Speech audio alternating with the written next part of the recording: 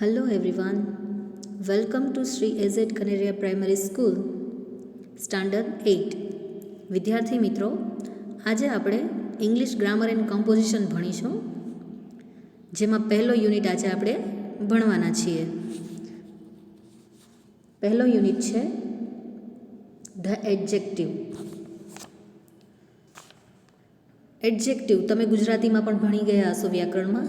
Adjective એટલે કે વિશેષણ. હવે વિશેષણ એટલે શું? તો કે નામના અર્થમાં વધારો કરતો શબ્દ. તો એ કેવી રીતે? ધારો કે હું કોઈ છોકરીની વાત કરું છું, તો કોઈ અ ગર્લ, તો એ શું થયું? એ નામ થયું, નાઉન, જેને ઇંગ્લિશમાં નાઉન કહે છે. તો અ ગર્લ છે એ નાઉન છે, પણ હું એમ કહું કે અ બ્યુટિફુલ ગર્લ. આ ગર્લ છે એ નાઉન છે એટલે કે નામ છે, પણ એમ વધારો કરું, ગર્લની એક વિશેષણ મૂકું ગર્લ માટે, બ્યુટિફુલ. તો એ શું થયું? વિશેષણ, એડજેક્ટિવ. તો અ બ્યુટિફુલ ગર્લ, તો એ નામના અર્થમાં વધારો થયો. તો એ નામના અર્થમાં વધારો કરતા શબ્દને શું કહેવાય? વિશેષણ એટલે કે એડજેક્ટિવ, જે તમે ગુજરાતી વ્યાકરણમાં પણ ભણી ગયા હશો. તો આવા ઘણા બધા એડજેક્ટિવ હોય છે કે જે આપણે રોજિંદા જીવનમાં પણ ઉપયોગ કરતા હોઈએ છીએ.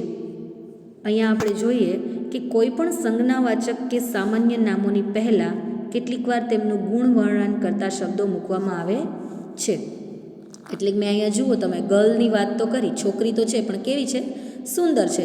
તો જે સુંદર છે એ શું છે? એનું ગુણ વર્ણન કરે છે, એટલા માટે એને એડજેક્ટિવ કહેવામાં આવે છે.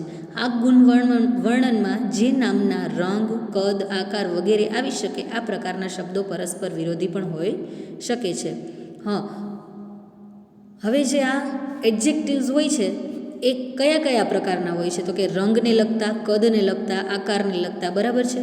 ધારો કે ગર્લ છે, બરાબર, તો બ્યુટિફુલ એ એક વિશેષણ થયું.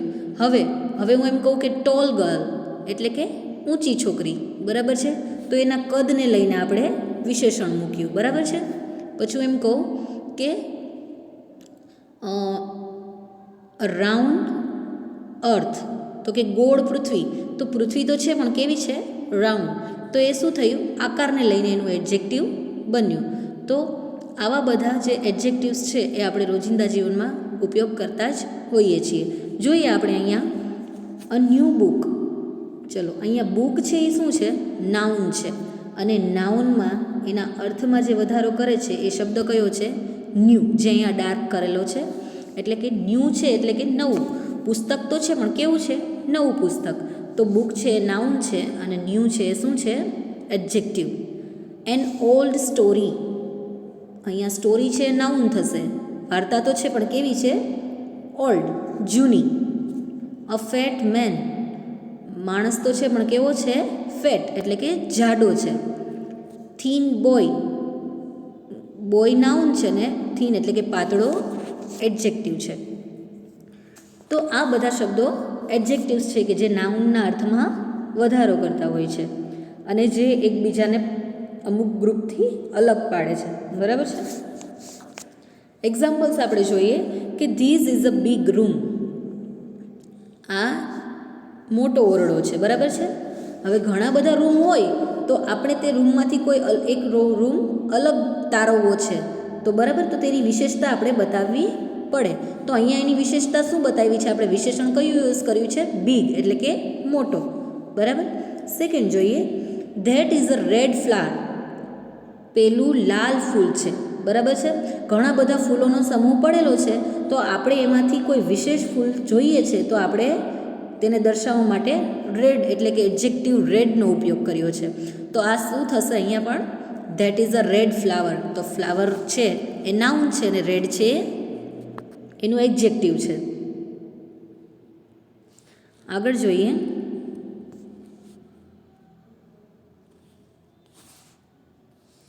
જો third, that is an old man.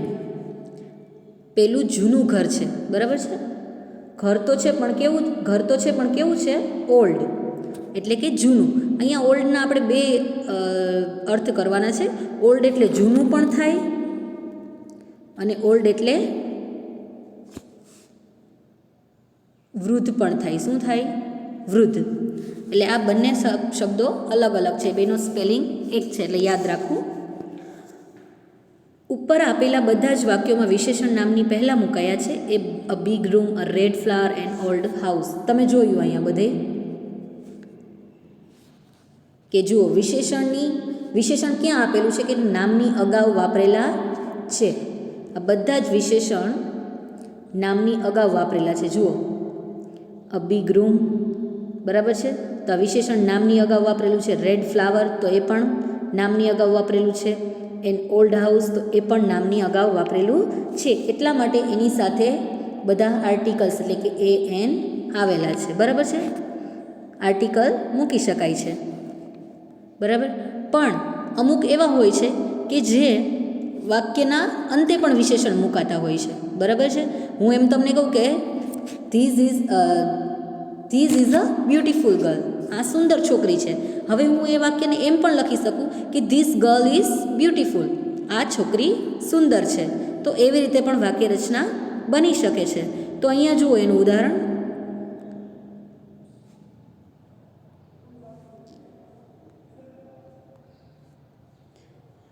This room is big. બરાબર છે. તો અહીંયા જુઓ એડજેક્ટિવ છે એ ક્યાં આવ્યું છે? વાક્યના અંતે. આ ઓરડો મોટો છે. That flower is red. અહીંયા પણ જુઓ વાક્યના અંતે વિશેષણનો ઉપયોગ થયો છે. પેલું ફૂલ લાલ છે. That house is old. પેલું ઘર જૂનું છે. બરાબર છે. તો અહીંયા જુઓ એડજેક્ટિવ બધા જ વાક્યના અંતે આવેલા છે. એટલા માટે તેની આગળ આર્ટિકલ આવશે નહીં. જો એ નામની પહેલાં વપરાયું હોય બરાબર પહેલાં, તો જ આર્ટિકલનો યુઝ થાય. બાકી વાક્યના અંતે હોય તો તેમાં આર્ટિકલનો યુઝ થતો નથી. એ ખાસ યાદ રાખવું.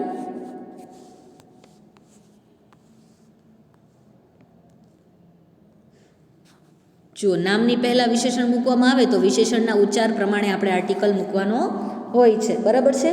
ધારો કે આપણે જોયું વાક્ય કે that is an old house, તો અહીંયા એન શું કામે આર્ટિકલ આવ્યું? તો કે ઓલ્ડ છે એની ઉચ્ચારણ, એનું શરૂઆતનું ઉચ્ચારણ શું છે? સ્વરથી થાય છે. અ આ ઈ ઉ. બરાબર. તો એ આઈઓથી ઉચ્ચાર થતો હોય તો એની આગળ એન આવ્યું. બરાબર છે.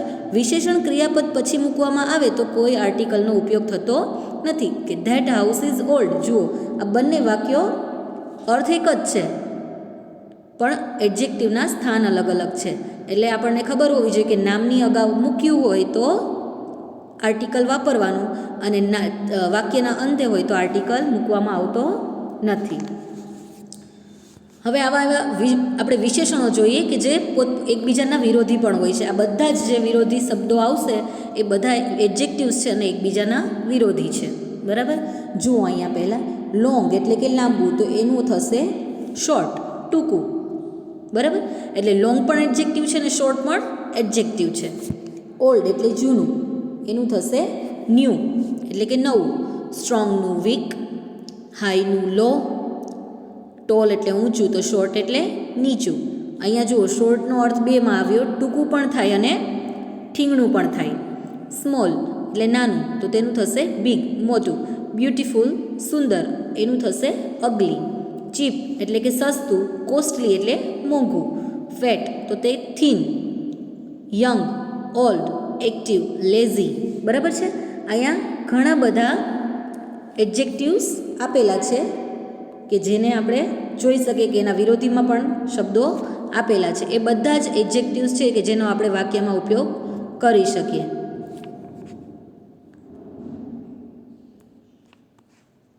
જુઓ રીચ તો પુઅર. રીચ એટલે પૈસાદાર, તો પુઅર એટલે ગરીબ. પ્યોર તો ઇમ્પ્યોર. અમુક શબ્દોમાં એનું વિરોધી કરવા ટાઈમે આગળ અન લાગતું હોય, અમુકમાં ઇમ લાગતું હોય. બરાબર છે. રિયલ તો વાસ્તવિક, તો એનું થશે આર્ટિફિશિયલ. થીક તો થીન. આવી રીતે ઘણા બધા અઢળક વિશેષણો છે કે જેનો આપણે યુઝ કરતા હોઈએ છીએ. તો હવે આપણે યુનિટ 1 તેની એક્સરસાઇઝ પણ સાથે સાથે જોઈ લઈએ, જે પેજ નંબર 5 પર આપેલી છે. Exercise first, rewrite the sentence using the opposites of the underlined words. હવે તમે અહીંયા એડજેક્ટિવ્સની બધી સમજૂતી મેળવી લીધી. આશા છે કે તમને બધું સમજાઈ ગયું હશે. માત્ર તમારે બધા એડજેક્ટિવ્સ કયા કયા છે એ પાકા કરવા પડશે, કેમ કે તો જ તમને તેના વિરોધી શબ્દો આવડશે. બરાબર. આપણે અહીંયા રેખાંકિત શબ્દોના વિરુદ્ધાર્થી શબ્દોનો ઉપયોગ કરીને વાક્યો ફરીથી લખવાના છે. વાક્ય એનું એ જ કરવાનું છે, માત્ર અંડરલાઇન કરેલો પાર્ટ હશે એને હટાવી અને જે એનો વિરોધી એટલે કે ઓપોઝિટ વર્ડ આવતો હશે તે મૂકવાનો છે. જુઓ અહીંયા એક્ઝામ્પલ જોઈએ. Bholu is a thin boy. Bholu પાતળો છોકરો છે. તો થીન છે તેનું ઓપોઝિટ શું થશે વિરોધી? તો કે ભોલુ ફેટ થાય. તો આપણે માત્ર થીનની જગ્યાએ ફેટ લખવાનું છે, બાકીનું વાક્ય એમનું એમ જ મૂકવાનું છે. Bholu is a fat boy. Bholu જાડો છોકરો છે. ચાલો આપણે ફર્સ્ટ જોઈએ.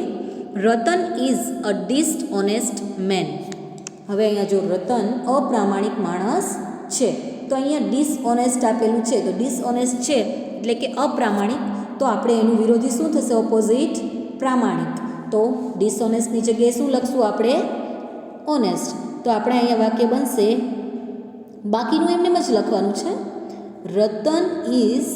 હવે અહીંયા આપણે આર્ટિકલ એડજેક્ટિવને જોઈને મૂકવાનો છે કે એનું ઉચ્ચારણ ક્યાંથી શરૂ થાય છે? તો કે એન ઓનેસ્ટ આવે છે. ઓનેસ્ટ.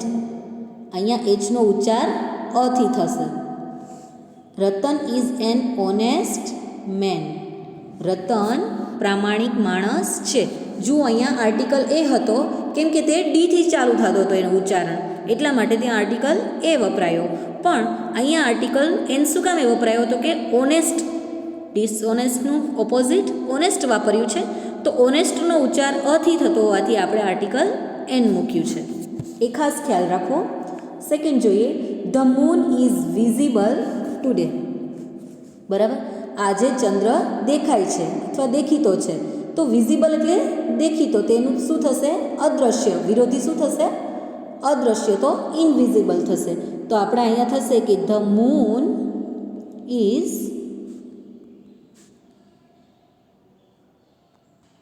Invisible today.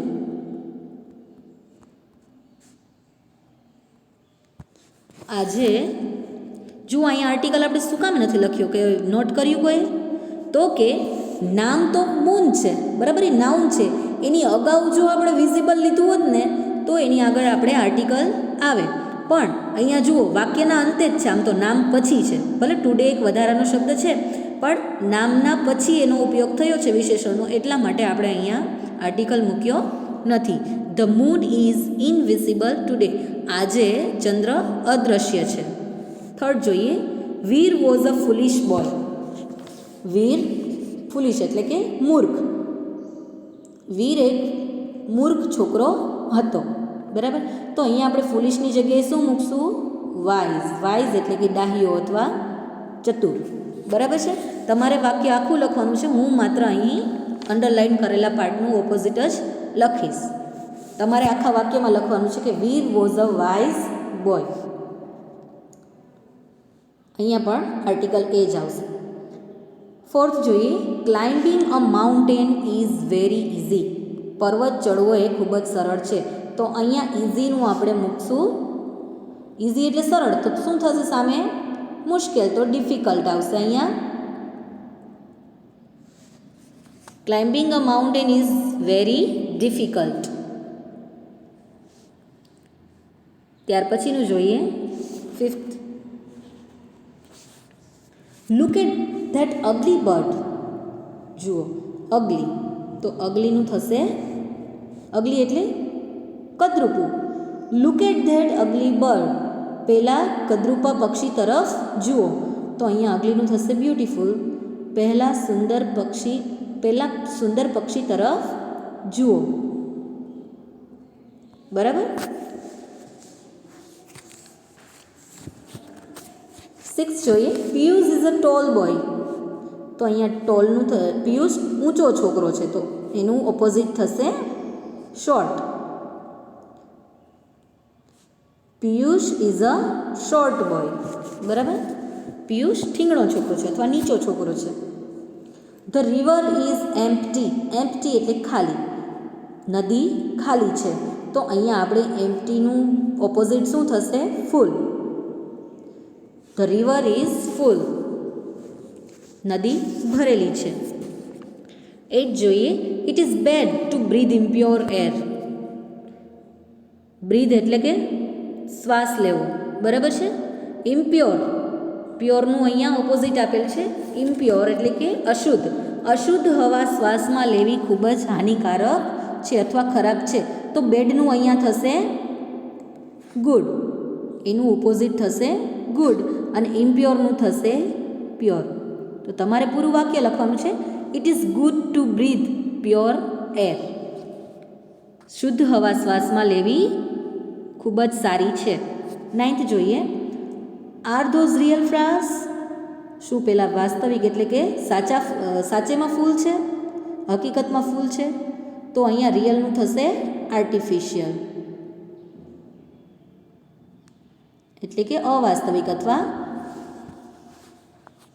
કૃત્રિમ. તમારે પૂરા વાક્યમાં લખવાનું છે.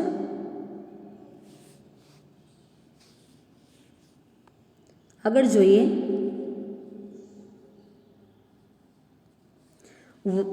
Y is that old man tired? જો અહીંયા ઓલ્ડ છે એ જૂનાના અર્થમાં નથી, જૂનું કે નવું નહીં, અહીંયા માણસની વાત થાય છે, એટલે ઓલ્ડ એટલે વૃદ્ધ થશે. Why is that old man tired? વૃદ્ધ માણસ શા માટે થાકી ગયો છે? તો અહીંયા ઓલ્ડનું થશે young. Why is that young man tired? પહેલો યુવાન માણસ કેમ થાકી ગયો છે? Vikram was a kind boy. Kind એટલે દયાળુ, તો અહીંયા કાઇન્ડનું ઓપોઝિટ થશે cruel. Vikram was a cruel boy. Vikram નિર્દય છોકરો છે. ધેટ ઇઝ, અહીંયા ક્રુઅલ આગળ આર્ટિકલ એ જ લાગશે. That is a costly shirt. Costly એટલે કે કિંમતી અથવા મોંઘો. તે શર્ટ, પેલો શર્ટ મોંઘો છે, તો અહીંયા કોસ્ટલીનું આવશે ચીપ એટલે કે સસ્તું, બરાબર. 13th જોઈએ. Mohanbhai is a poor man. Mohanbhai ગરીબ માણસ છે, તો પુઅરનું થશે રીચ. મોહનભાઈ પૈસાદાર માણસ છે, અ રીચ.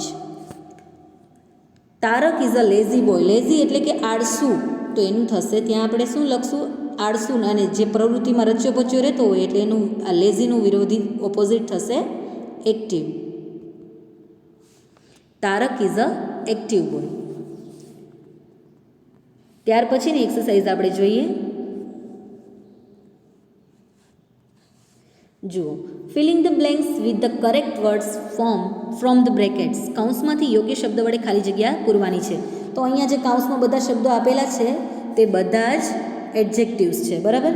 તો આપણે ખાલી જગ્યામાં તેનો ઉપયોગ કરવાનો છે. ફર્સ્ટ જોઈએ. Sagar won the match. Sagar match જીતી ગયો.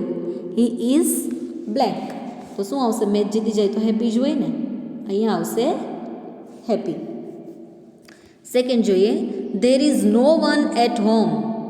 ઘરમાં કોઈ જ નથી.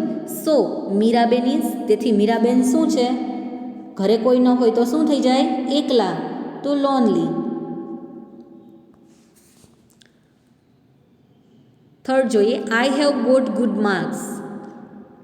મને સારા માર્ક્સ આવ્યા. I am blank. તો શું આવશે? અચાનક સારા માર્ક્સ મળી ગયા હોય, આપણે ધાર્યા કરતાં વધારે માર્ક્સ મળી ગયા હોય તો શું હોય?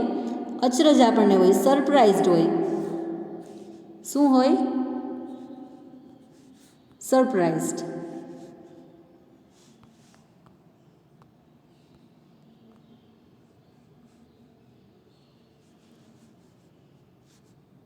આઈ એમ સરપ્રાઇઝડ. ફોર્થ જોઈએ.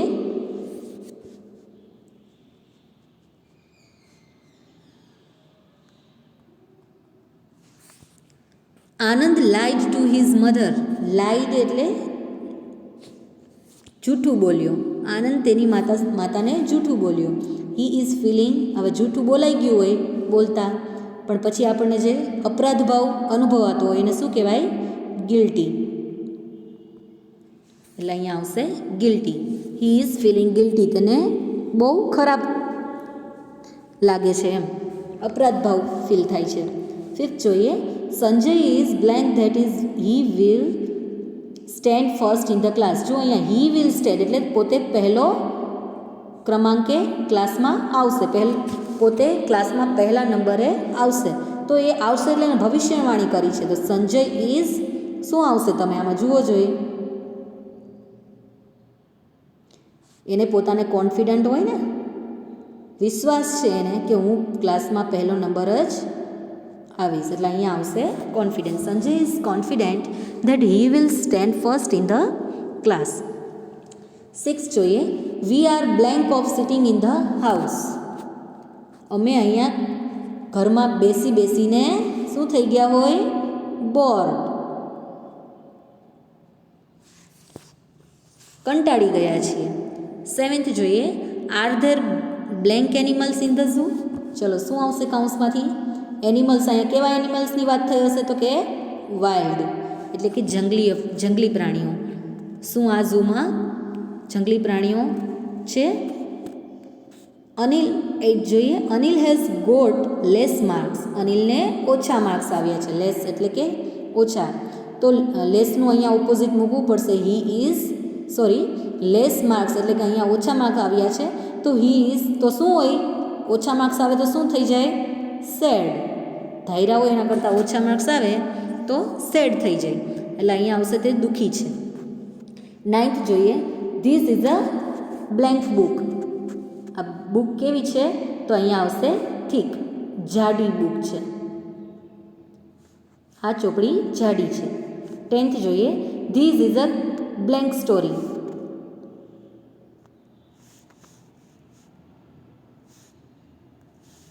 This is a blank story. તો સ્ટોરી એટલે કઈ સ્ટોરીની વાત થઈ છે અહીંયા?